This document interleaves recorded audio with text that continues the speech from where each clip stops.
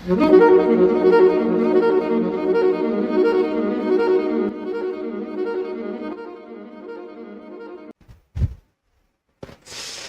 दोस्तों, मैं अंशुमान द्विवेदी। स्वागत है आप सभी का इस कंक्लूजन वीडियो में। दोस्तों, ये हमारा आखिरी वीडियो होने जा रहा है। अब यहाँ से हम इसके बाद इस कोर्स को समाप्त करेंगे।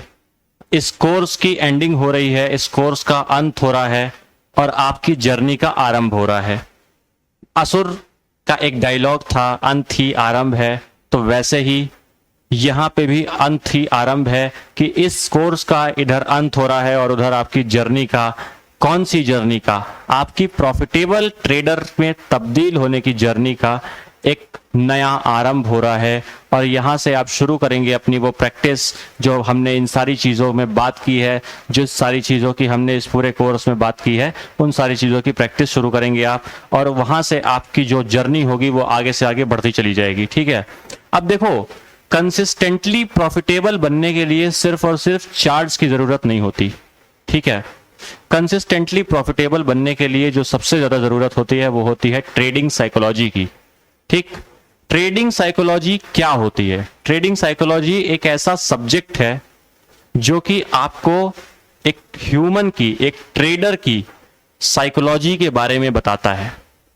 ट्रेडिंग साइकोलॉजी वो चीज है, वो सब्जेक्ट है जिसमें आप ये समझते हो कि एक ट्रेडर का जो माइंडसेट होता है, एक ट्रेडर का जो दिमाग होता है, वो ट्रेडिंग करते समय किन किन प्रॉब्लम से गुजरता है और कैसे उस प्रॉब्लम को सॉल्व करना होता है हमें। ठीक है। अब इस वीडियो में मैं आपको कुछ चीजें वो बताऊंगा। अब तक देखो जो हमने बातें की हैं, जो हम पूरे के पूरे कोर्स के दौरान बहुत सारी मैंने आपको बातें बताई हैं, वो ये बताई हैं कि कैसे और क्या करना है। ठीक है। अब मैं आपको बताऊंगा कि क्या नहीं करना है। ठीक। क्योंकि सबसे ज्यादा जरूरी पार्ट है कि क्या नहीं करना है, और क्या नहीं करना से भी ज्यादा इंपॉर्टेंट है जो चीजें आपको चार्ट के अलावा, जो चार्ट से परे जो चीजें हैं, जो बियॉन्ड द चार्ट जो चीजें हैं, यानी जो ट्रेडिंग साइकोलॉजी का एक बहुत बड़ा पोर्शन है, उसका एक ब्रीफ जो एक्सप्लेनेशन जो मैं आपको देने वाला हूं वो बहुत ही ज्यादा इंपॉर्टेंट होने जा रहा है। ये वीडियो मैं आपसे बोलूंगा कि इस पूरे के पूरे कोर्स का सबसे ज्यादा इंपॉर्टेंट वीडियो आपके लिए होगा।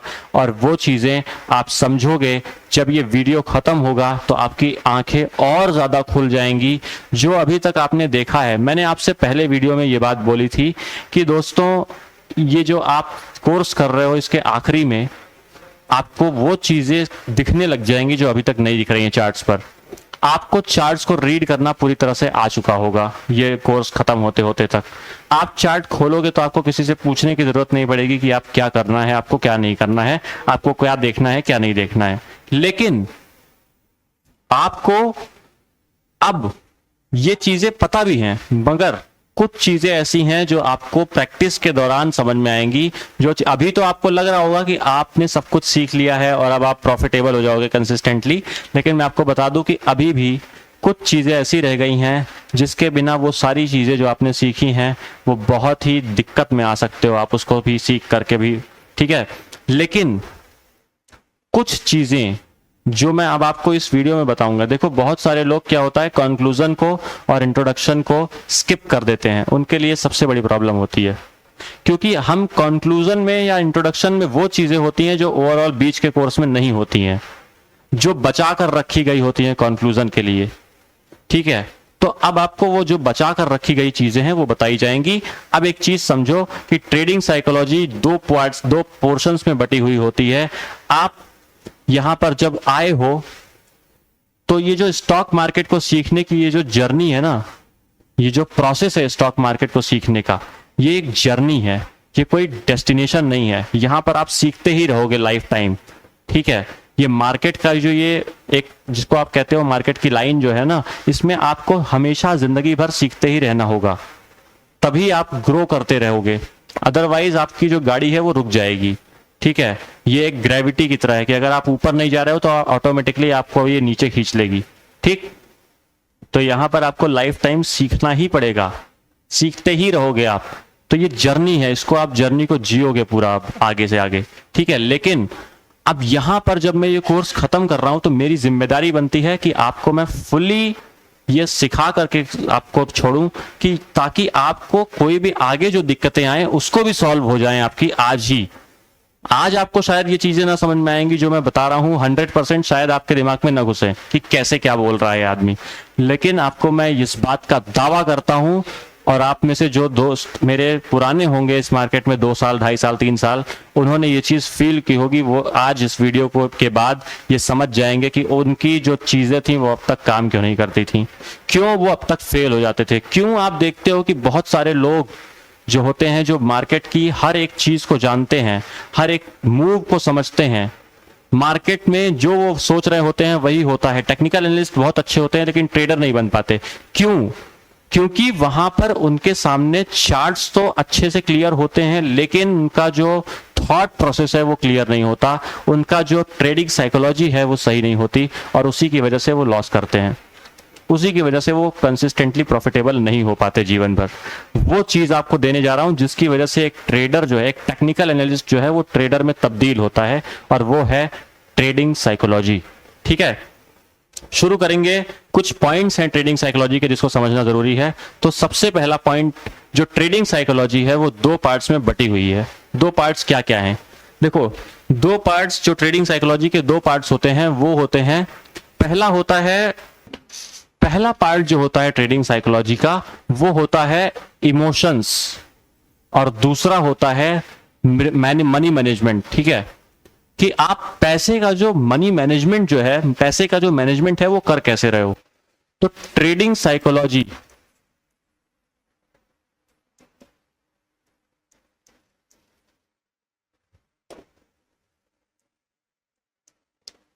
ठीक है, ट्रेडिंग साइकोलॉजी में 2 पार्ट्स जो हो रहे हैं वो एक तो हो रहा है मनी मैनेजमेंट का, ठीक है, और दूसरा हो रहा है इमोशंस का। इमोशंस, ये 2 चीजें ट्रेडिंग साइकोलॉजी को डिराइव करती हैं। कैसे? जब आप मनी मैनेजमेंट सही से नहीं कर पाते तो आपका इमोशन गड़बड़ हो जाता है, इमोशन इम्बैलेंस हो जाता है। ठीक है, जो इमोशंस जो होते हैं ना आपके, वो इम्बैलेंस हो जाते हैं, इम्बैलेंस क्रिएट हो जाता है आपकी जो इमोशनल हेल्थ है उसमें। और जैसे ही आपके इमोशंस डगमगा जाते हैं मार्केट में, वैसे ही आपके जो डिसीजंस हैं वो गलत हो जाते हैं मार्केट्स में।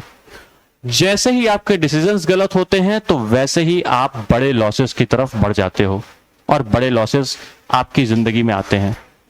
आप अगर सही तरह से डिसीजंस लेते रहो और सही आपका इमोशन जो है वो पूरी तरह से बैलेंस्ड रहे, तो आप कभी भी डगमगाओगे नहीं मार्केट में, आप कभी भी बड़ा लॉस नहीं करोगे। ठीक है, छोटे लॉसेस मार्केट का हिस्सा हैं, छोटे लॉसेस ट्रेडिंग का हिस्सा है, पार्ट ऑफ द गेम है, लेकिन बड़े लॉसेस वो प्रॉब्लम है सबसे बड़ी। तो वो उससे बचने के लिए आपको ये समझना बहुत जरूरी है, क्योंकि वही एक चीज है जो आपकी पूरी की पूरी ट्रेडिंग कैरियर को बर्बाद कर सकता है, बड़ा लॉस। ठीक है, हमको छोटे लॉस से नहीं डरना, हमको बड़े लॉस से प्रॉब्लम है। ठीक है, तो बड़े लॉस को कैसे रोकना है, कैसे समझना है, उसी के लिए ये सारी चीजें बताई जाती हैं, उसी के लिए ये सारी चीजें होती हैं एक्चुअल में। ठीक, आपको मैं ये जो मनी मैनेजमेंट नाम की चीज बता रहा हूं, इसका जो सबसे बड़ा पोर्शन होता है वो होता है risk to reward ratio. Risk to reward ratio, अब ये क्या चीज है? ये चीज एक ऐसी चीज है जो कि मार्केट में आपको ट्रेडर बनाती है, टेक्निकल एनालिस्ट से उठा करके ट्रेडर बना देती है। ठीक है, टेक्निकल एनालिस्ट बहुत सारे हैं मार्केट में लेकिन ट्रेडर्स बहुत कम। ठीक, ये क्या चीज है, सबसे पहले इस पे बात करेंगे। देखो, मैं इसके आगे एक पेज और बढ़ा देता हूं। देखो, यहां पर आप देखोगे कि हम रिस्क टू रिवॉर्ड की बात करेंगे। ठीक है, रिस्क टू रिवॉर्ड एक ऐसी कला है जिससे आपको यह समझ में आता है कि आपको रिस्क लेना कैसे है। ठीक है, रिस्क लेना कैसे है ये आपको इसमें समझ में आता है, और क्यों है ये भी आपको इसी में समझ में आता है। समझाता हूं। देखो, रिस्क टू रिवॉर्ड में क्या होता है कि आप लॉन्ग टर्म के बारे में सोचते हो। ठीक है, आप ये देखते हो कि आपको 1 ट्रेड 2 ट्रेड में क्या हो रहा है ये आप नहीं देखते हो, आप देखते हो कि मुझे 100 ट्रेड्स में क्या क्या आउटकम आ रहा है मेरा। ठीक है, मेरी आपने देख लिया कि आपके पास 16 पैटर्न्स हैं, जो कि 16 पैटर्न्स पूरी की पूरी मार्केट को डिराइव करते हैं, आपने देखा। और वो कहीं ना कहीं हर टॉप और बॉटम पे आपको कोई ना कोई 16 में से एक पैटर्न मिल जाता है, ठीक है, चाहे वो टॉप हो या बॉटम हो, आपने देखा जनरली ऐसा होता है, ठीक। अब आपने समझ लिया कि पैटर्न्स आपको पता है, उसका रिस्क टू रिवॉर्ड आपको मैंने ऑलरेडी बता रखा है कि 1:4, 1:5, 1:10 तक के रिस्क टू रिवॉर्ड आपको आराम से मिलते हैं, आपने देखा है। अब यहां पर हम ये चीज को समझेंगे कि रिस्क टू रिवॉर्ड है क्या, जिसका मैं अभी तक गाना गा रहा हूं पहले वीडियो से, जब हमने चार्ट शुरू किया था वहां से। तो वो चीज थी क्या रिस्क टू रिवॉर्ड, क्यों मैं इतना ज्यादा उसके बारे में बोल रहा था। आपने मान लो 100 ट्रेड्स किए आज से 1 साल के अंदर अंदर, ठीक है। 365 दिन होते हैं, जिसमें से कि 250 के आसपास दिन होते हैं जो कि ट्रेडिंग डेज होते हैं। आपने उसमें 100 ट्रेड्स कर लिए टोटल, ठीक है। अब 100 ट्रेड्स जो आपने किए, अब आप इसका टाइम फ्रेम कुछ भी रख सकते हो, मतलब टाइम फ्रेम अगर छोटा है तो आपके 3 महीने में भी 100 ट्रेड हो जाएंगे, वो अपने अपने ऊपर है। मैं सिर्फ एक एग्जांपल दे रहा हूं आपको, ठीक है, उसको समझो। 100 ट्रेड्स आपने कर लिए, 100 में से आपके मैं कह रहा हूं 70 गलत हो गए। ध्यान से सुनना अब इस बात को, मैं कह रहा हूं 100 में से 70 ट्रेड आपके गलत हो गए, 70% ट्रेड्स आपके गलत हो गए। और आपका रिस्क कितना है पर ट्रेड, 10 रुपए का, ठीक है। रिस्क क्या है, 10 रुपए का। रिवॉर्ड क्या है, 100 रुपए का, 1:10 का। हम इसको कितना मान के चल रहे हैं रिस्क टू रिवॉर्ड को, 1:10, ठीक। अब 1:10 का मतलब क्या है कि रिस्क जब लेंगे तो 10 रुपए का लेंगे, यानी जब हम लॉस करेंगे तो 10 रुपए का करेंगे पर ट्रेड, और जब कमाएंगे तो 100 रुपए कमाएंगे, ठीक है। तो ये हो गया हमारा रिवॉर्ड, ठीक, ठीक है। अब यहां पर आप देखोगे कि 100 ट्रेड्स में आपने 70 ट्रेड्स तक में 70% ट्रेड्स में आपने लॉस कर दिया। 100 में से 70 ट्रेड्स में आपने लॉस किया, ठीक है, और 30 ट्रेड्स में आपने प्रॉफिट किया, जिसमें कि आपने ये पूरा रिस्क टू रिवॉर्ड फॉलो किया, जो मैंने आपको 1:10 का बताया है, ठीक है। मैं आपको सिर्फ ये कंडीशन बता रहा हूं अभी, एक मैं ये मान के चल रहा हूं कि आपने 100 ट्रेड किए, जिसमें से 70 में लॉस किया, 30 में प्रॉफिट किया, लेकिन 70 में जिसमें लॉस किया उसमें 10 रुपए कमाए पर ट्रेड, और 30 में जिसमें प्रॉफिट किया उसमें 100 रुपए कमाए पर ट्रेड, ठीक, ठीक है। अब इसकी मैथ्स को जरा समझ लेते हैं कि ये है क्या। मैं अगर 70 इंटू 10 कर रहा हूं तो कितना आएगा, 700 आएगा, ठीक है। और मैं अगर 30 इंटू 100 कर रहा हूं, यानी हमने 30 ट्रेड में जब भी कमाया तो 100 रुपए कमाया, तो मेरा कितना आएगा, 3000 आएगा, ठीक है। अब आप देखो कि आपने सिर्फ और सिर्फ जो 100 ट्रेड्स किए उसमें आपका स्ट्राइक रेट कितना आया, 30%, यानी आप सही कितनी बार हुए, 30 बार, गलत कितनी बार हुए, 70 बार। लेकिन 100 में से 70 बार गलत होकर भी आप प्रॉफिटेबल हो, कैसे, क्योंकि यहां पर आप जब देखोगे तो आपको 2300 रुपए आपको बचेंगे, ठीक है। 2300 रुपए ये बच गए आपके, इसमें से 700 माइनस करने के बाद भी। लेकिन ये 2300 रुपए पूरा आपका प्रॉफिट नहीं है, ये पूरा नेट प्रॉफिट नहीं है आपका, क्योंकि अभी इसमें ट्रांजैक्शन कॉस्ट भी जुड़ेगी, ठीक है। ट्रांजैक्शन कॉस्ट भी इसमें से लेस कर दो अगर 500 रुपए की, तो भी ये कितना रह जाएगा, 1800 रुपए। अब ये 1800 रुपए जो है ये आपका नेट प्रॉफिट है, यानी कि आप 100 में से 70 बार गलत होकर भी, सिर्फ 30 बार सही होकर भी आप नेट में प्रॉफिटेबल हो गए। और यही एक ट्रेडर काम करता है इसी तरह से, ठीक है। एक ट्रेडर का काम करने का पूरा तरीका यही होता है। आपके पास समझो आप 16 पैटर्न्स हैं जिनकी प्रोबेबिलिटीज आपको मालूम है कि किस लेवल की हैं। आप देखते हो कि हर टॉप और बॉटम पे आपको वो पैटर्न्स मिलते हैं कोई ना कोई, और सोचो अगर आपने उसके साथ ये रिस्क टू रिवॉर्ड जिस दिन आपने सेट कर दिया तो आपको कितना बड़ा प्रॉफिट हो जाएगा, और आप नेट में प्रॉफिटेबल हो जाओगे कि नहीं, आप मुझे बताओ, ठीक है। ये पूरी मैथ्स आपको समझ में आई। अब देखो ये कागज पे इस तरह से दिखाई पड़ती है। अब मैं आपको और डिटेल में समझाता हूं कि इसको आपको खुद से प्रैक्टिस कैसे करना है, ठीक। पहली बात, अब मेरा एक सूत्र बहुत ध्यान से नोट कर लेना, बहुत ध्यान से, बहुत सीरियसली ये बात बोल रहा हूं, ध्यान से सुनना। कोई भी इस तरह की मतलब लापरवाही करने की जरूरत नहीं है, मैं आपको साफ साफ बोल रहा हूं। ऑप्शंस में काम मत करना, आज से लेकर के अगले 1 साल तक ऑप्शंस को छूना भी मत, टच भी मत करना ऑप्शंस को, फ्यूचर एंड ऑप्शंस में जाना ही मत। ठीक, आपको इंडेक्स में भी काम नहीं करना, आपको सिर्फ और सिर्फ काम करना है स्टॉक्स में। निफ्टी 100 के स्टॉक्स उठा लो, कोई भी ब्लू चिप स्टॉक्स उठा लो, 250-300 स्टॉक्स उठा लो, उसमें आपको वो सारे पैटर्न्स मिल जाएंगे कहीं ना कहीं आपको काम करने के लिए। स्टॉक्स में काम करो, इक्विटी में काम करो, और ध्यान रखना एफ&ओ में, स्टॉक्स में भी मत जाना, अभी सिर्फ और सिर्फ इक्विटी में आपको काम करना है। ठीक है, आपको ऑप्शंस में हाथ भी नहीं लगाना, क्योंकि अगर आपने ऑप्शंस में हाथ लगाया तो ये सारी चीजें आप जो कर रहे हो ये आप नहीं संभाल पाओगे और आप इम्बैलेंस हो जाओगे, मैं बता रहा हूं आपको, और फिर आप 10 जगह फिर भागोगे। ये सारी चीजें सीखने के बावजूद भी ऑप्शंस में मत जाना, क्योंकि मैं खुद ऑप्शंस में कभी नहीं गया, जाकर के यूट्यूब पे वीडियो पढ़ा है, देख लो, पूरी जर्नी दिखाई है उसमें, 5 साल का पूरा आपको पीएनएल दिखाया है, उसमें आपको मैंने साफ साफ बताया है कि मैंने 2 से 2.5 साल 3 साल तक फ्यूचर एंड ऑप्शंस को हाथ भी नहीं लगाया था। इवन आज 5-7 साल पूरे के पूरे कवर हो चुके हैं, लेकिन फिर भी मैंने आज तक कभी भी ऑप्शंस नहीं किया फुल फ्लेज्ड। ठीक है, इसलिए ऑप्शंस में कभी हाथ मत डालना जब तक पूरी तरह से सीख न जाओ। ठीक, अब दूसरी चीज, ये पहला पॉइंट था कि ऑप्शंस को हाथ मत लगाओ अगले 1 साल तक कम से कम। ठीक है, दूसरी बात कि अब हमको काम कैसे करना है।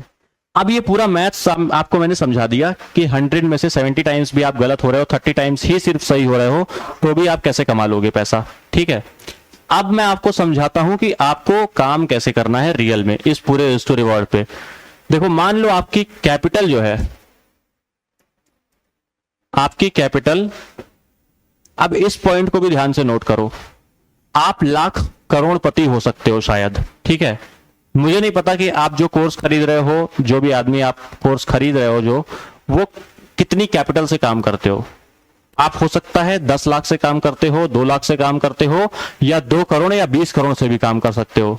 मुझे नहीं पता कि आप कितनी कैपिटल से काम करते हो, लेकिन एक बात बता दे रहा हूं कि अब जब यहां पे आप आए हो ना, तो अगला 8 से 9 महीना 1 साल तक कम से कम सिर्फ और सिर्फ 10,000, 15,000, 20,000 या ज्यादा से ज्यादा, अगर आपके पास बहुत पैसा है तो 50,000 डाल करके काम करना, इससे ज्यादा मत डालना मार्केट में, क्योंकि ये आपका लर्निंग का फेज है, इसमें आपका फीस जाएगी मार्केट को एज अ लॉस। ठीक है, और फिर आप सीखोगे उससे, तब उसके बाद आप जैसे जैसे निखरते जाओगे, जैसे जैसे आपका माइंडसेट सही होता जाएगा, और जैसे जैसे ये चीजें आपके अंदर पर्सनैलिटी में आपके उतरती जाएंगी, वो जो मार्केट का इंटरनल बिहेवियर है उसको पहले सबसे अपनी शख्सियत के अंदर उतर जाने दो, उसके बाद लेके आना अपनी बड़ी कैपिटल। क्योंकि बड़ी कैपिटल जब आएगी तो उसको पैसा कमाने के लिए लेकर आना, गंवाने के लिए मत लेकर आओ। ठीक है, जब सीख रहे हो तो पहले 1 साल, 1.25 साल, 1.5 साल तक पहले कम कैपिटल रख करके सीख लो। जब मार्केट में आपका जो माइंडसेट है वो पूरी तरह से क्लियर हो जाएगा, पूरी तरह से आप एक निखर जाओगे, जिसको कहते हैं कमल को पूरा खिल जाने दो। ठीक है, जो अपना माइंड का जो कमल है ना, ये पूरा खिल जाने दो, एक बार साइकोलॉजी को पूरा खिल जाने दो, उसके बाद काम करना। सर 2 करोड़ से नहीं, 20 करोड़ से काम करना, कोई दिक्कत नहीं है, लेकिन अभी 50,000 से ज्यादा मत डालना। ठीक है, काम कैसे करना है वो बता रहा हूं। मान लो कैपिटल जो है वो 50,000 है। ठीक है, ठीक है, कैपिटल 50,000 है, आपने इसमें से 25,000 निकाल के बगल कर दिया। ठीक, ये मनी मैनेजमेंट का पार्ट है पूरी तरह से, ये मनी मैनेजमेंट का पार्ट है। ठीक, अब वो रिस्क टू रिवॉर्ड सेट करोगे कैसे, अभी तो वो बता दिया कि रिस्क टू रिवॉर्ड है क्या, अब वो सेट कैसे करोगे आप अपने ऊपर, ये मैं बता रहा हूं। ये 25,000 आपने जो निकाले इसमें से 50,000 में से, इससे आप करोगे ट्रेड। ठीक है, मतलब 25,000 आपके पास बचे हैं अलग से, और 25,000 से आप करोगे ट्रेड। ठीक, ठीक है, अब इस 25,000 में आप क्या करोगे। अच्छा, ये 25,000 मैंने निकाले क्यों है ये अभी बता रहा हूं मैं आपको। देखो, आपको 100 ट्रेड्स करने हैं टोटल, 100 ट्रेड्स को लेकर के चलना है। ठीक है, 100 ट्रेड्स, और 100 ट्रेड्स के हिसाब से आपको अपना एसेट डिसाइड करना है। अब अगर आपके पास 25,000 की कैपिटल है तो आप 250 रुपए का पर ट्रेड एसएल रख लो। ठीक है, एसएल मतलब स्टॉप लॉस, आप 250 रुपए का पर ट्रेड स्टॉप लॉस रख लो। ठीक है, आपके टोटल 100 ट्रेड्स में 25,000 रुपए तक का स्टॉप लॉस लग सकता है। अब आप मुझे बताओ आपने जो पैटर्न्स पढ़े हैं, आपने जो बैक टेस्टिंग की है अभी तक, क्या उसके हिसाब से आपको ये समझ में आ रहा है? क्या आपको 100 ट्रेड्स में लगातार लॉस हो जाएगा? नहीं, आप वहां पर कमाओगे, कम से कम 30-40 ट्रेड में तो कमाओगे ना सर 100 में से। इतना तो आपको अभी भी पता है, बाकी तो बैक टेस्टिंग करोगे तो पता लग ही जाएगा, लेकिन 30-40 ट्रेड में तो कमाओगे। और 1:10 अगर आप कमा रहे हो या 1:5 भी कमा रहे हो, और लूज कितना कर रहे हो? सिर्फ और सिर्फ 1:1 का, मतलब लूज कितना कर रहे हो? मान लो 5 रुपए, और कमा रहे हो तो 25 रुपए या 50 रुपए कमा रहे हो, इस तरह से। तो अब आपकी जो प्रोबेबिलिटी ऑफ नेट प्रॉफिटेबल होने की है वो कितनी ज्यादा बढ़ जाएगी, ये सोचो। ठीक है, अब आपने ये देख लिया कि 25,000 रुपए मेरे पास हैं, जो कि मैं रिस्क पे लगा रहा हूं, पर ट्रेड 250 रुपए। ठीक है, अब आपने मान लो कि 100 पैटर्न्स ढूंढे, जिसमें से कि 70 पैटर्न्स का स्टॉप लॉस कट गया। ठीक है, कुछ भी पैटर्न हो सकता है, bullish ramie, bearish ramie, hammer, engulfing, कुछ भी। आपने बाय किया, सेल किया, जो भी आपको पूरा का पूरा प्रोसेस बताया गया है अभी इसमें पूरे के पूरे कोर्स में, उसको आपने फॉलो किया, और उसको आपने फॉलो करके सारे के सारे काम किए, और इस रिस्क टू रिवॉर्ड के साथ सेट करके आपने क्या किया? आपने यहां पर 100 ट्रेड्स किए टोटल। 100 में से 70 पैटर्न्स में आपका, मान लो यहां पर मैं 100 पैटर्न्स लिख दे रहा हूं, मान लो 100 पैटर्न्स। ठीक है, 100 पैटर्न्स में आपने ट्रेड किया, 70 पैटर्न्स गलत निकल गए। 70 पैटर्न्स में आपका एसएल हिट हो गया। एसएल हिट कितने का हो गया? आपने डिसाइड किया है 250 रुपए का। अब किसी भी पैटर्न पे मुझे फर्क नहीं पड़ता कि कितने का एसएल आ रहा है, मुझे सिर्फ 250 का एसएल लेना है। ठीक, मतलब यह है कि मान लो मैंने रिलायंस में ट्रेड किया, भारती में ट्रेड किया, ठीक है, मैंने हिंदुस्तान यूनिलीवर में ट्रेड किया, ठीक, इन 3 स्टॉक्स में मैंने ट्रेड किया। अब ये मैं एग्जांपल दे रहा हूं आपको सिर्फ और सिर्फ, और इन तीनों में मेरा स्टॉप लॉस कितने का आ रहा है? मान लो रिलायंस में 9 रुपए का आ रहा है, भारती में 15 रुपए का आ रहा है, हिंदुस्तान यूनिलीवर में मेरा 20 रुपए का स्टॉप लॉस आ रहा है। तो अब स्टॉप लॉस की वैल्यू तो हर जगह अलग अलग है, मैं कैसे डिसाइड करूंगा 250? तो मैं उतने ही शेयर लूंगा जितने में मेरा 250 का एसएल आ रहा है। यानी अगर 9 रुपए का स्टॉप लॉस है मेरा, तो मैं कितने शेयर्स लूंगा? 25 या 26 शेयर्स बस, रिलायंस के। इस तरह से करनी है प्रैक्टिस। ठीक है, भारती के लेने हैं तो कितने शेयर्स लूंगा? 15 रुपए का स्टॉप लॉस आ रहा है मान लो, तो कितने का लूंगा मैं? मान लो कि 15 शेयर्स के आसपास में ले लूंगा। ठीक है, 15 शेयर्स के आसपास ले लूंगा मैं, 15, 16, 17 जो भी शेयर्स आएंगे, इससे डिवाइड करूंगा मैं 250 को, मतलब 250 को 15 से डिवाइड कर दूंगा। 20 रुपए का आ रहा है तो 20 रुपए से डिवाइड कर दूंगा 250 को। जितने शेयर्स आएंगे उतने शेयर्स ले लूंगा। इससे क्या होगा? इससे मेरा ये 250 की जो पर ट्रेड की वैल्यू है ये बरकरार रहेगी। ठीक, और मेरी पूरी प्रैक्टिस होती रहेगी। अब मैंने मान लो 250 रुपए का लॉस किया पर ट्रेड, ठीक, 70 ट्रेड्स में, और ये जो 30 ट्रेड्स में मैंने कमाया, उसमें मेरा जिसमें टारगेट आया है, ठीक है, उसमें मैंने पर ट्रेड 2,500 रुपए कमाए। कैसे? क्योंकि 1:10 का टारगेट है। आपने देखा है 1:10 के टारगेट आते हैं। चलो छोड़ दो, 1:10 छोड़ दो, बहुत ज्यादा हो रहा होगा शायद आपके लिए। मैं इसको 1:5 कर देता हूं, तो ये कितने का आएगा? 750 का टारगेट आएगा, सॉरी 250, ठीक है, एक 1250 का टारगेट, 1250 का टारगेट आएगा। ठीक है, 30 ट्रेड्स में। अब इसको जरा मतलब मल्टीप्लाई करो, 250 इंटू 70 और 1250 इंटू 30 करो मल्टीप्लाई, कितना आएगा? तो ये आएगा 17,500। ठीक है, 17,500। ऐसे लाख का कितना कट गया? 17,500 का, किसमें से? 25,000 में से। ठीक है, आपने टारगेट कितने का लिया? 1250 इंटू 30 में, मतलब 30 ट्रेड्स में आपने 1250 का टारगेट ले लिया। ठीक, अब इसका कितना आ जाएगा वैल्यू, अब बता दो। ये अगर आप देखोगे 1250 तो इंटू करोगे 12,500 आएगा, इंटू 3 कर दो, यानी कि 36,000 और 1,500 ये, तो यानी कि 37,500। 37,500। ठीक, 37,500 में से 17,500 को डिवाइड कर माइनस कर दो, कितना हो गया? 20,000 रुपए। ठीक है, अब ये 20,000 आपके बच गए, लेकिन अभी ये नेट इनकम नहीं है आपकी, नेट प्रॉफिट नहीं है ये आपका। अभी इसमें ट्रांजैक्शन कॉस्ट जुड़ेगी। ठीक है, जिसमें कि आपकी ब्रोकरेज, एसटीटी और सारी चीजें होती हैं, वो सारी चीजें जोड़ लो तो 20,000 में से 2,000 और निकाल दो। मान लो 2,000 रुपए 20,000 में से और निकाल दो। ठीक है, कितना बच गया? 18,000 रुपए। यहां लिख देता हूं मैं इसको। अब यहां मैं इसको 18,000 रुपए यहां लिख देता हूं। तो 18,000 रुपए आपका क्या हो गया?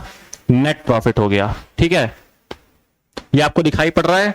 18,000 रुपीज का आपने नेट प्रॉफिट किया, इवन 25,000 लगा के। आप सोचो 25,000 से आप ट्रेड कर रहे हो, या 50,000 से भी मान लो, चलो कोई बात नहीं, तो भी 30% का आपको प्रॉफिट हुआ। सर एफडी में 6.5% का रिटर्न मिलता है आपको, और आप नेट में प्रॉफिटेबल हो रहे हो। अब आपको सिर्फ और सिर्फ पैसे बढ़ाने हैं, आप समझो कैपिटल बढ़ानी है। अगर आप इस तरह से काम करोगे तो सिर्फ आप कैपिटल बढ़ानी है। एक बार अगर प्रॉफिटेबल होना सीख गए आप, तो अब आप 50,000 की जगह अगर 5 लाख रखोगे तो ये 18,000 जो है 1,80,000 हो जाएगा। ठीक है, ये होती है इस मार्केट की पावर, और ये होता है ट्रेडिंग करने का तरीका। ये होता है रिस्क टू रिवॉर्ड की पावर, कि जब आप रिस्क टू रिवॉर्ड से काम करते हो तो ये चीज होती है आपके साथ। और आप क्या करते हो? आप लॉस बढ़ा लेते हो, प्रॉफिट छोटा लेते हो, जिसकी वजह से आपको हमेशा प्रॉब्लम आती है। आप 70% सही होना चाहते हो, 30% गलत होना चाहते हो। और कई सारे तो बड़े बड़े ट्रेडर्स ऐसे हैं जो कि ये चाहते हैं कि मैं गलत ही ना हूं, मैं 100% प्रॉफिटेबल हो जाऊं, ऐसी कोई स्ट्रेटजी आ जाए। बहुत सारी यूट्यूब पे हैं भी सैकड़ों स्ट्रेटजीज, जिसमें कि वो बताते हैं कि 100% प्रॉफिटेबल स्ट्रेटजी है ये, जो कि मार्केट में कभी जीवन में नहीं हो सकती। ठीक है, तो ये चीज आपको फॉलो करनी पड़ेगी अगर आपको एक रियल ट्रेडर बनना है तो। ठीक, ये मैंने आपको पूरा मैथ समझाया, इसीलिए इसका आपको कैसे रिस्क टू रिवॉर्ड को मैच करना है अपनी ट्रेडिंग के साथ, कैसे एग्जैक्टली कैपिटल कितनी रखनी है, क्या फॉलो करना है। अब इसके हिसाब से आपके पास कम कैपिटल है अगर, तो ये आप 50,000 को अगर 25,000 रख रहे हो तो 12,500 रख लो। आधा करना है आपको कैपिटल को, ध्यान रखना, और आधे से ट्रेड ही करना है, आधे को बगल रखना है, ताकि जब आपका लॉस हो जाएगा तो आपको फिर से क्वांटिटी तो इतनी रखनी पड़ेगी ना ये प्रॉफिट कमाने के लिए, तो उसके लिए काम आएगा वो जो आधा रख रहे हो। ठीक है, इसके लिए होता है ये, बैकअप कैपिटल होती है ये। ठीक, लोग क्या करते हैं, पूरा 50,000 लेकर आए, अब मान लो 25,000 हो गई कैपिटल, अभी तक ट्रेड किए थे 50,000 से, कैपिटल हो गई 25,000, अब उनके पास पैसा ही नहीं बचा, अब उनको क्वांटिटी ही कम हो गई। अब क्वांटिटी कम हो गई तो आपको ये प्रॉफिट कभी आएगा ही नहीं, अब आपको रिकवर करने में ही टाइम लग जाएगा वापस से। लेकिन यहां पर अगर आपने 25,000 से ही ट्रेड किया और 25 अलग रख दिए, तो अगर 25 में से 17.5 चले भी गए तो 25 जो बैकअप बची है उससे आपको ट्रेड तो डाल पाओगे। ये होता है मनी मैनेजमेंट। ठीक, अब देखो ये सारी चीजों को फॉलो कैसे कर पाओगे। ये रिस्क टू रिवॉर्ड रेशियो जो है इसको फॉलो करना जरूरी तो है, क्या होता है समझ लिया, कैसे फॉलो करना है समझ लिया, लेकिन इसका माइंडसेट कहां से लाओगे, कैसे इसका माइंडसेट आपका सही में आप कर पाओगे ये चीज। क्योंकि सर लॉस जब होता है ना, अब आप देखोगे कि 100 में से 70 बार लॉस हो रहा है तो मनोबल तो गिरेगा आपका, जो आपका सेल्फ कॉन्फिडेंस है वो तो गिरेगा। वो कैसे आपको बरकरार रखना है, उसके लिए जो माइंडसेट है वो ट्रेडिंग साइकोलॉजी ये कहती है कि उसके लिए आपको क्या करना होगा, उसके लिए आपको लॉन्ग टर्म अप्रोच रखनी होगी।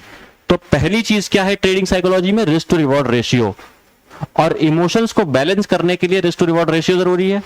अब रिस्क टू रिवॉर्ड रेशियो को बैलेंस करने के लिए और बनाए रखने के लिए आपको जरूरी है कि आप ये समझो कि लॉन्ग टर्म अप्रोच क्या होती है मार्केट में, लॉन्ग टर्म अप्रोच के साथ काम कैसे किया जाता है। देखो लॉन्ग टर्म अप्रोच के साथ ऐसे काम करते हैं कि जब आप लॉन्ग टर्म अप्रोच को देखते हो ना, समझते हो, तो वो क्या चीज होती है लॉन्ग टर्म अप्रोच। ट्रेडिंग में जब हम काम करते हैं तो हमारे साथ प्रॉब्लम ये होती है, एक नया ट्रेडर जो आता है उसके साथ प्रॉब्लम ये होती है, या 2-3 साल पुराने के साथ भी प्रॉब्लम ये होती है कि वो हर ट्रेड को इंडिविजुअली देखता है। और जो रियल ट्रेडर होता है, जो कंसिस्टेंटली प्रॉफिटेबल ट्रेडर होता है, उसमें और इसमें फर्क ये होता है कि वो पर्टिकुलर एक ट्रेड को इंडिविजुअली नहीं देखता, उसके लिए एक particular number of trades decide करते हैं कि उसका आउटकम क्या होगा ट्रेडिंग का। और एक न्यू बी ट्रेडर या एक जो रिटेल ट्रेडर होता है उसका, या अनप्रॉफिटेबल ट्रेडर जिसको आप कह लो, उसका बिहेवियर ये होता है कि वो पर ट्रेड देखता है कि मुझे क्या आउटकम निकलेगा। और एक ट्रेडर जो कंसिस्टेंटली प्रॉफिटेबल है वो देखता है कि मुझे 100 ट्रेड्स, 200 ट्रेड्स, 300 ट्रेड्स में क्या प्रॉफिट आएगा, क्या आउटकम आएगा मेरा। ये होता है लॉन्ग टर्म अप्रोच। अब इसको कैसे समझना है, देखो एक चीज समझ लो दोस्तों, आपको एक एग्जांपल देता हूं।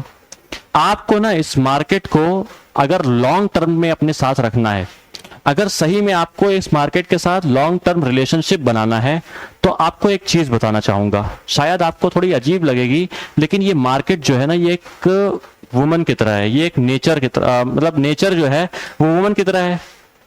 नेचर जो है वो क्या है, वो फेमिनिन है, ठीक है। ये मार्केट जो है वो एक वुमन की तरह है, और वो क्यों है, क्योंकि नेचर जो है वो एक फेमिनिन है, ठीक है। तो आप इस मार्केट को एक, हमेशा मार्केट में ना आपको एक फेमिनिन के नेचर दिखेगा। नेचर मतलब जो उसका बिहेवियर है, जो उसका नेचर है अंदर, गुण जिसको आप कहते हो। तो मार्केट जो है वो नेचर की तरह है, वो, और नेचर जो है वो फेमिनिन है। तो हमेशा एक मार्केट जो है वो वुमेन्स की क्वालिटीज रखती है, ठीक। कैसे, आप समझो कि ये जो बाजार है ना, ये वुमेन्स की क्वालिटी कैसे रखता है कि एक जो वुमन है वो हमेशा कमांडिंग होगी, हमेशा आपको आदेश देगी, हमेशा मिस्टीरियस होगी, थोड़ी रहस्य होती है चीजें, ठीक है, रहस्यमयी चीजें होती हैं। आप देखते हो कि लोग कहते हैं कि औरत को समझ पाना मुश्किल है, तो वो क्यों है, क्योंकि वो मिस्टीरियस है, आदमी को वो मिस्टीरियस लगती है। वैसे ही ये मार्केट है कि हमें हमेशा ये मिस्टीरियस लगती है, कुछ ना कुछ ऐसा जरूर रहता है जो हमसे अनजाना रहता है इस मार्केट में। एक वुमन भी हमेशा मिस्टीरियस रहती है, ये मार्केट भी हमेशा मिस्टीरियस रहती है। एक वुमन हमेशा कमांडिंग होती है, ये मार्केट भी हमेशा कमांडिंग होती है। मार्केट को पसंद होता है कि मैं कमांड करूं और तुम सुनो, ठीक है। वैसे ही वुमन को जरूर पसंद होता है, किसी भी स्त्री को पसंद होता है कि वो कमांड करे और वो सामने वाला सुने उसकी बात, ठीक है। ऐसे ही मार्केट जो है, मार्केट वॉलेटाइल है, उसके मूड स्विंग्स होते हैं। मार्केट बहुत एक्साइटिंग भी है, जैसे एक वुमन एक्साइटिंग है वैसे ही मार्केट एक्साइटिंग है। जैसे एक वुमन का स्विंग जो है वो मूड स्विंग होते रहते हैं, वॉलेटाइल होती है एक वुमन, वैसे ही मार्केट भी है, वॉलेटाइल होती है, वो अनसर्टेन होती है। दोनों अनसर्टेन होते हैं नेचर वाइज, आप देखोगे मार्केट भी अनसर्टेन है, वो कभी भी कुछ भी कर सकती है, और एक वुमन भी माइंडसेट के हिसाब से आप देखोगे तो बहुत अनसर्टेन होती है, उसको कब क्या करने का मूड करेगा आप नहीं बता सकते। आप कभी भी एक वुमन के साथ एक लॉन्ग टर्म रिलेशनशिप अगर आपको बनाना है, तो वो आप कभी भी कैसे बना सकते हो, वो आप कभी भी उसको डरा धमका करके नहीं बना सकते, उसको पीट के नहीं बना सकते, उसको आपको रिस्पेक्ट देनी होगी। अगर आपको लॉन्ग टर्म रिलेशनशिप बनाना है तो आपको उसको समझना पड़ेगा, ठीक है, आपको उसको रिस्पेक्ट देनी पड़ेगी, आपको हम्बल होना पड़ेगा उसके सामने। तो आपको हमेशा उससे कुछ न कुछ समझने की, सीखने की इच्छा रखनी होगी, तो आप उसके साथ एक लॉन्ग टर्म रिलेशनशिप बना सकते हो, एक अच्छा लॉन्ग टर्म रिलेशनशिप। वैसे ही ये मार्केट है, यहां पर आपको बहुत हम्बल रहना पड़ता है जीवन भर, यहां पर आपको बहुत ही ज्यादा सुनना पड़ता है, हमेशा मार्केट की सुननी पड़ती है। और एक बात ध्यान रखो कि जैसे आप देखते हो कि यहां पर आप अगर गलत हो रहे हो, आपके लिए कुछ गलत हो रहा है, अगर आप देख रहे हो कि मार्केट में आपका लॉस हो रहा है, तो वहां पर गलती मार्केट की नहीं है, गलती आपकी है। हमेशा आपको मानना होगा कि गलती आपकी है। आप नहीं जानते हो रीजन क्यों, लेकिन फिर भी आपको मानना होगा कि गलती आपकी है, ठीक है। तो हर एक चीज मार्केट की जो है वो एक वुमन से मैच होती है, इसीलिए आपको मैंने ये एग्जाम्पल दिया, ये बताया, ये एक रिलेशन बताया आपको नेचर, वुमन और मार्केट के बीच में। और अब आप, मुझे लगता है कि बहुत सारी चीजें समझ चुके हो। अब मैं आपको ये बताता हूं कि ये जो लॉन्ग टर्म रिलेशनशिप आपका चलता है मार्केट के साथ, ये इसीलिए चलता है कि जब आप एक मार्केट से सीखने की हमेशा अपेक्षा रखते हो, हमेशा ये सोचते हो कि मार्केट से जो भी सीखने को मिल रहा है मैं सीखूं, और वो तभी सीख पाओगे जब आप ये मानोगे कि गलती मेरी है। हमेशा गलती मार्केट कभी भी नहीं करता, मार्केट हमेशा अपनी जगह पर सही है, गलती मेरी ही होगी तो होगी। मैंने अगर कुछ गलत किया है, मेरे साथ अगर कुछ गलत हुआ है, तो वहां गलती मेरी ही है, मार्केट की कोई गलती नहीं है। मुझे सीखना होगा मार्केट से, ठीक। तो अब इन सारी चीजों के बाद आप धीरे धीरे अपनी पर्सनैलिटी को निखारने लगते हो, ठीक है। जब आप ये गुण अपने अंदर ले आते हो, तो जब आप मार्केट को सुप्रीम मानने लगते हो, तो अब एक चीज समझो कि ये जो 100 ट्रेड्स या 200 ट्रेड्स या 300 ट्रेड्स का लॉन्ग टर्म अप्रोच है, ये आपको वहीं से आएगा, ठीक। आप जब ये सोचोगे कि मुझे 100 ट्रेड्स में कमाना है, मुझे एक ट्रेड में ही नहीं कमाना, जो अभी चल रहा है उसी में नहीं कमाना। उसमें लॉस हो गया कोई बात नहीं, अगले 2-3 में हो गया वो भी कोई बात नहीं, लेकिन जब मैं कमाऊंगा तो मैं इन 3 के पैसे और अगले 10 के पैसे और लेके आऊंगा अपने पास। ये अप्रोच होनी चाहिए आपकी। कि जैसे आपने देखा कि आप देखते हो कि मार्केट जब चलती है अप ट्रेंड में तो वो क्या करती है, वो एक कदम पीछे ले रही है तो 3 कदम आगे चल रही है। वैसे ही अगर आप एक कदम पीछे हो रहे हो उस 3 लॉसेस से, तो आप 10 कदम, तो आप 2-3 कदम आगे भी चलोगे ना, जो आपका बड़ा प्रॉफिट आएगा। उससे बड़ा प्रॉफिट कैसे आएगा? रिस्क टू रिवॉर्ड रेशियो से। तो ये अप्रोच जब रख के चलोगे कि अगले 100 ट्रेड्स में पैसा कमाना है, ना कि अगले 1 ट्रेड में या 2 ट्रेड में, तो पैसा आएगा ही सर, याद रखना। और यही अप्रोच होती है पैसा कमाने की, ठीक है। तो अब मैं यहां पर इन सारी चीजों को आपको समझा चुका हूं, रिस्क टू रिवॉर्ड रेशियो को समझा चुका हूं। जो चीजें नहीं करनी है, जैसे कि ऑप्शन ट्रेडिंग नहीं करनी है बिल्कुल भी, वो समझा दिया। क्या करना है? इक्विटी ट्रेडिंग करना है, कम क्वांटिटी से करना है, ठीक है। कभी भी बड़ी क्वांटिटी नहीं करनी है अपनी शुरू में। क्वांटिटी कभी खुद से इंक्रीज करनी ही नहीं है, क्वांटिटी हमेशा अपने आप से इंक्रीज होने दो। जब आपको वो कंफर्टेबल वो फीलिंग आने लगेगी ना, तो आप अपने आप क्वांटिटी आपकी इंक्रीज हो जाएगी। आपको खुद डालने की जरूरत नहीं है पैसा, अपने आप पैसा आ जाएगा मार्केट में। लेकिन वो तब जब आपको कंफर्टेबल महसूस होगा बाजार में, ठीक है। तो अपनी क्वांटिटी को कम रखकर काम करो, कुछ समय तक सीखते रहो, प्रैक्टिस करो। ये सारी चीजें ऐसे ही होती हैं जैसे बताई गई हैं, बस प्रैक्टिस का गेम है सर। प्रैक्टिस करने ही से ही सारी चीजें होती हैं। तो इसलिए अब मैं यहां पर कुछ चीजों को आपको और बता देना चाहूंगा कि यहां पर जल्दीबाजी नहीं करनी, मार्केट में कभी जल्दीबाजी नहीं करनी है। टाइम देना है चीजों को, होने में टाइम लगता है चीजों को। आप सारी चीजें सीख गए हो, लेकिन इसको ऑब्जर्व करने में, मैंने बोला ना, अपनी पर्सनैलिटी में और मार्केट के उस इंटरनल बिहेवियर को आप एक बार ऑब्जर्व हो जाने दो, फिर वो जो कमल है वो खिल जाएगा, फिर आप वो जो आपके अंदर एसेंस है वो आ जाएगा, ठीक है। और हर गलती को सीखो, हर गलती से कुछ ना कुछ सीखो। आपकी जो गलतियां हैं वो फूल की तरह हैं। फूल की तरह कैसे? आप मान लो एक गुलाब का फूल है, ठीक है। अगर मैं चाहता हूं कि उस गुलाब के फूल को मैं हमेशा उसकी महक को जो है जिंदा रखूं, तो मुझे क्या करना होगा? अगर मैं उसको किसी भी तरह से रखता हूं, मान लो मैं उसको पानी में डाल के रखता हूं, तो भी वो थोड़ा सा ज्यादा टाइम में खराब होगा, लेकिन हो जाएगा। अगर मैं उसको बुक में रख देता हूं तो भी उसकी महक तो चली जाएगी, वो पूरा सड़ जाएगा। मैं किसी भी तरह से रख लूं उस गुलाब के फूल को, मैं उसकी बॉडी को किसी भी तरह से रख लूं, मैं उसको खो दूंगा, उसकी महक को खो दूंगा। मैं जो उसका रियल जो महक है, गुलाब के फूल की सबसे बड़ी चीज क्या है? उसकी महक, ठीक है। तो वो महक जो है वो हमेशा चली ही जाएगी, मैं उसको किसी भी तरह से रख लूं। लेकिन उसका एक ही तरीका है उसकी महक को सही से रखने का, हमेशा रखने का, कि मैं अगर चाहता हूं उसकी महक को रखने का, तो उसका वो जो एसेंस है, वो जो उसकी खुशबू है, उसको मैं एक इत्र के रूप में बना करके उस गुलाब को रख लूंगा। तो उसकी जो इत्र की खुशबू है वो हमेशा मेरे साथ रहेगी, अगर जब तक मैं उस इत्र को रखा रहूंगा, ठीक है। ये होता है तरीका। एक किसी भी गलती को आपने कर दिया, अब उसको गलती को पढ़ के मत बैठो, उसमें से उसकी लर्निंग ले लो अपनी गलती की, कि मैंने क्या गलती की थी, अब मुझे क्या नहीं करना है इस गलती के बाद, और उसके बाद उस गलती को छोड़ दो पास्ट में, ठीक है। उस गलती का उसके बाद कोई वैल्यू नहीं है। जैसे गुलाब का एसेंस निकालने के बाद, उसका इत्र निकालने के बाद कोई वैल्यू नहीं रह जाती, ठीक। तो ये चीज आपको करनी है, अपनी गलतियों से सीखो, उसका एसेंस निकाल करके, उसका इत्र निकाल कर अपने पास रख लो, बाकी गलतियों को छोड़ दो। जैसे जो हो गई हो गई, अब इसके बाद आप उसके आगे बढ़ो, कुछ पीछे जाकर कुछ कर नहीं सकते, ठीक। आगे क्या करना है वो सोचो। तो वो गलतियों से आप सीखोगे, ठीक है। अब यहां पर मैं आपको शुभकामनाएं देता हूं आने वाले जर्नी के लिए आपकी। अब यहां से जो आपकी जर्नी शुरू हो रही है, आप इसको अच्छे से जियो, पूरी तरह से इसको समझो, कैसे मार्केट्स काम करती हैं, कैसे आपको चीजें समझनी है, और वो सारी चीजें मैंने समझा दी हैं। आपको काम कैसे करना है वो समझा दिया है, लेकिन कुछ चीजें हैं जो अपने से प्रैक्टिस करके समझ में आती हैं, ठीक है। तो आपके पास सारी कंडीशंस हैं, अब बस टाइम देना है। टाइम का कोई भी अल्टरनेटिव नहीं है आपके पास, ठीक है। टाइम आपको देना ही पड़ेगा। तो धीरे धीरे रे मना धीरे सब कुछ होए, माली सींचे 100 घड़ा ऋतु आए फल होए, ठीक है। तो आप भले 100 घड़े से सींच लो किसी चीज को, आप भले एक दिन में 100 बैक टेस्ट कर डालो, लेकिन उस चीज को टाइम लगेगा होने में, ठीक है। आप बस अपना काम करो, आप बस बैक टेस्टिंग करो, फॉरवर्ड टेस्टिंग करो, ट्रेड डालो, छोटे छोटे ट्रेड डालो और धीरे धीरे अपनी गलतियों से सीखते रहो। और मैं आपको बता रहा हूं, अगले 1-1.5 साल के अंदर आपने अगर ढंग से काम किया इस तरह से जैसे मैंने बताया है पूरे प्रोसेस से, आप एक प्रॉफिटेबल ट्रेडर बन जाओगे। ठीक है, चलो अब यहां से मैं इस कोर्स को समाप्त करता हूं, इस पूरे प्रोग्राम को समाप्त करता हूं।